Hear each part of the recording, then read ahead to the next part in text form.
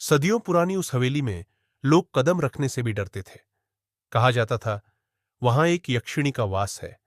चांदी जैसे लंबे बाल, लाल चमकती आंखें और खून से भीगी हुई मुस्कान। वो किसी भी राहगीर के सामने सुंदर स्त्री का रूप धर लेती और फिर उसकी आत्मा को निगल जाती। एक रात अर्जुन नाम का युवक जंगल से होकर उसी हवेली तक पहुंच गया। हवेली खंडहर हो चुकी थी, पर भीतर से अजीब सी मधुर हंसी गूंज रही थी। अर्जुन ने दरवाजा धकेला और देखा, एक औरत जिसकी पीठ उसकी तरफ थी, लहराते बाल जमीन तक गिर रहे थे। धीरे धीरे वो औरत पलटी और उसकी मुस्कान में मानव दांत नहीं, नुकीले पंजे छिप अचानक हवेली की दीवारों पर परछाइयां नाचने लगी। चारों ओर से फुसफुसाहटें आने लगी। तू यहां क्यों आया है? तेरे लहू की मुझे प्यास है। अर्जुन ने भागने की कोशिश की, पर दरवाजा बंद हो चुका था। यक्षिणी की आंखें आग की तरह जल रही थी। वो हवा में उठी और सीधे उसकी ओर झपटी। अगली सुबह हवेली फिर वीरान थी। सिर्फ जमीन पर एक टूटा हुआ ताबीज पड़ा था और दीवारों पर खून से लिखे शब्द, मैंने एक और आत्मा पाली। अगर तुम उस जंगल से कभी गुजरो और किसी अनजानी स्त्री की हंसी सुनो, तो याद रखना, वो यक्षिणी तुम्हारे पीछे खड़ी हो सकती है। अर्जुन उस रात हवेली में गया और फिर कभी लौट कर नहीं आया।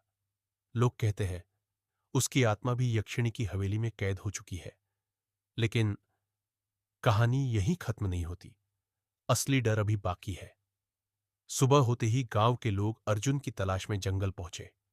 जंगल की हवा और भी भारी थी, मानो किसी अनदेखी शक्ति ने वहां काली चादर बिछा दी हो। हवेली के दरवाजे खुले मिले, पर अंदर सिर्फ टूटा हुआ ताबीज और दीवारों पर खून से लिखे शब्द, मैंने एक और आत्मा पाली। गांव के बुजुर्ग कांप उठे। उन्होंने सबको चेताया, यक्षिणी जाग चुकी है, अब कोई भी सुरक्षित नहीं। अर्जुन का सबसे अच्छा दोस्त राघव ये मानने को तैयार नहीं था कि उसका दोस्त हमेशा के लिए खो गया। उसने अकेले हवेली में जाने का फैसला किया। रात को हाथ में लालटेन और जेब में पुराना मंत्र वाला ग्रंथ लेकर राघव हवेली पहुंचा। जैसे ही उसने कदम रखा, दरवाजा अपने आप बंद हो गया।